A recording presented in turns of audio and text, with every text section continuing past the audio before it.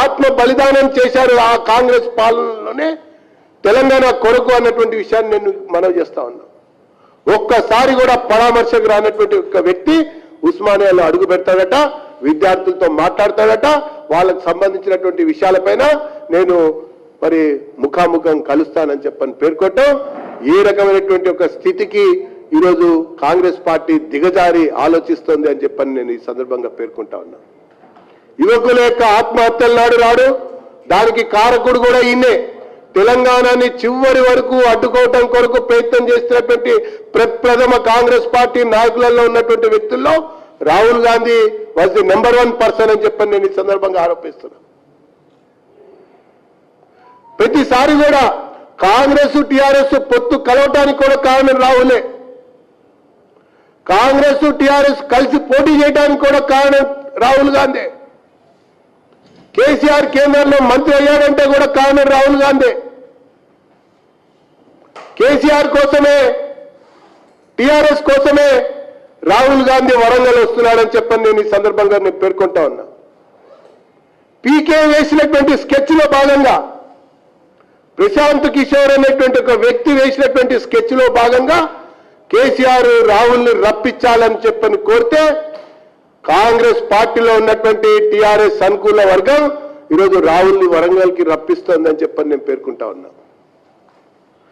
రాహుల్ పర్యటన ఖచ్చితంగా కాంగ్రెస్ ని బలోపేతం చేయడం కోసం కాదు, టీఆర్ఎస్ కి పరోక్షంగా బలోపేతం చేయడం కొరకు. ఇది ముమ్మాటికి నిజం, ముమ్మాటికి నగ్న సత్యం అని చెప్పని నేను తెలియజేస్తా ఉన్నా. నడుస్తున్న చరిత్ర చూస్తే మనకు అర్థమవుతుంది, నడుస్తున్న రాజకీయం చూస్తే మనకు అర్థమవుతుంది. ఈ 8 ఏళ్ల పాలనలో ఒక్క రోజు కూడా తెలంగాణకు సంబంధించినటువంటి అంశాలపైన కానీ, విభజన చట్టానికి సంబంధించినటువంటి విషయాలపైన కానీ, లేదా రాష్ట్రానికి సంబంధించినటువంటి సమస్యల విషయంలో కానీ ఏనాడు కూడా కనీసం సంఘీభావం తెలపనటువంటి రాహుల్ గాంధీ ఈరోజు వరంగల్కి వచ్చి రైతులకు అండగా నిలబడతాడంటే ఏ రకంగా మనం ఆలోచించాలి, అర్థం చేసుకోవాలి, మీరే చెప్పండి. అనేక ఆత్మహత్యలు ఈ 8 ఏళ్ల కాలంలో రైతులు జరిగినాయి, ఒక్కరోజు రాలా.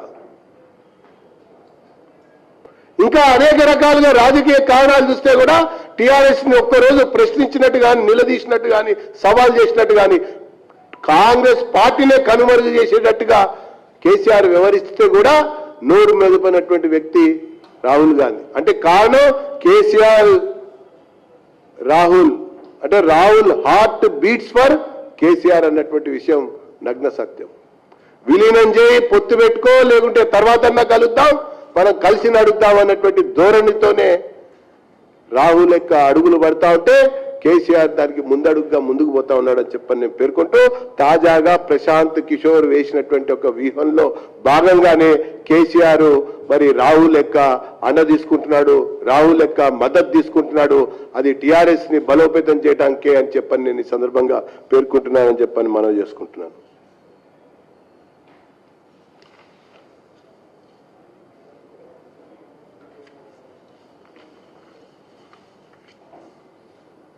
ప్రధానమైనటువంటి అంశాలు ఇవి అని చెప్పని మనవి చేసుకుంటున్నాను.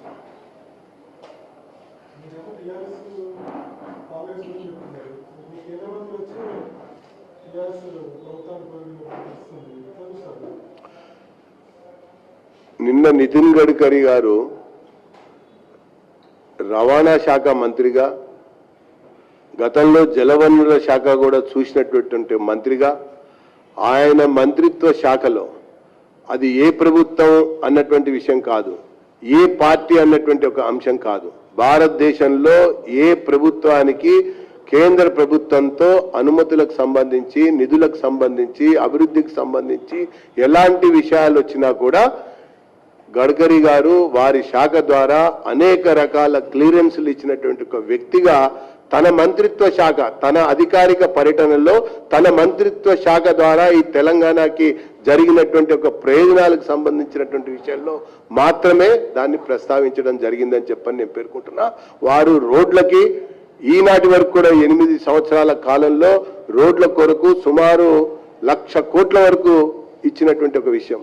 ఇవన్నీ ఖర్చు పెట్టి పూర్తయి ఆ రోడ్ల నిర్మాణం అనేది సాగిపోతే అమెరికా లాగా ఉంటుంది అని చెప్పని పేర్కొనటం ఏదైతుందో తన మంత్రిత్వ శాఖ యొక్క పనితీరుకు సంబంధించినటువంటి అంశంలో భాగంగా మాట్లాడినటువంటి ఒక విషయం.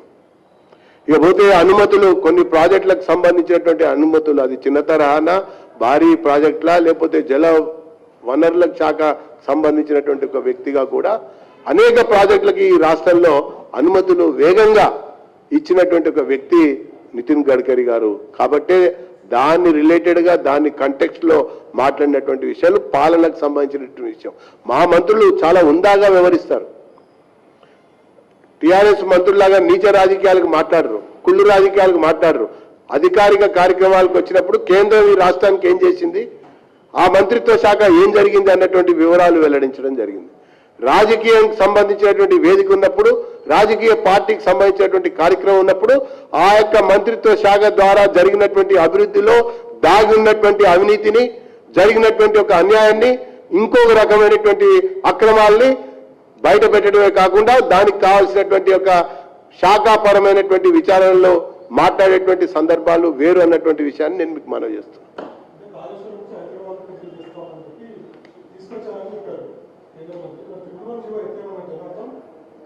ట్రిపుల్ 1 జీవోకి దీనికి సంబంధం లేదు. ట్యాంకులు అవసరం లేదని బీజేపీగా ఎప్పుడు చెప్పలే, కేంద్రం కూడా ఎప్పుడు చెప్పలే. ఈ రోజు కూడా ఆ 2 జలాశయాల్ని పరిరక్షించడానికే కేంద్ర జలవనరుల శాఖ కూడా ఉంది, రాష్ట్ర బీజేపీ కూడా ఉంది అన్నటువంటి విషయం ప్రభుత్వమే చెప్పుకుంటోంది. ఆ 2 జలాశయాల నుంచి మేము వాడుకోవటం లేదు అని ప్రభుత్వం చెప్తోంది. కానీ భారతీయ జనతా పార్టీ చెప్పలే, కేంద్ర ప్రభుత్వం చెప్పలే. స్టిల్ ఆ 2 జలాశయాలు కట్టింది హైదరాబాద్ యొక్క ముంపును కాపాడటం కొరకు. హైదరాబాద్ యొక్క ముంపును కాపాడటమే కాకుండా ఆ మూసీ నుంచి, ఈసీ నుంచి వచ్చేటువంటి ఒక వరద నీరు, ఆ వరద నీరు మొత్తాన్ని కూడా నిల్వ ఉంచడం ద్వారా తాగునీరు కూడా ఉపయోగపడుతుంది అని చెప్పని నిర్మాణం చేయడం జరిగింది. కాబట్టి ఇప్పటికీ ఆ జలాశయాల్ని పరిరక్షించి తీరాల్సిందే అని చెప్పని మేము పదే పదే చెప్తూ వచ్చాం. ఖచ్చితంగా ప్రతి అంశం విషయంలో ప్రతిపక్ష పార్టీగా చెప్పవలసినటువంటి విషయాలు చెప్తాం. రాబోయేటువంటి నష్టాన్ని దృష్టికి తీసుకుపోతాం, ప్రజలలో చైతన్యం కూడా తీసుకొస్తాం, ఉద్యమాన్ని కూడా నడిపిస్తాం. కేంద్ర ప్రభుత్వానికి సంబంధించినటువంటి విషయంలో పాత్ర ప్రమేయం బట్టి మేము కూడా యాక్ట్ అయ్యి ఆ ప్రకారంగా వాస్తవాల్ని పై వరకు కూడా మేము పంపిస్తాం. Okay, thanks.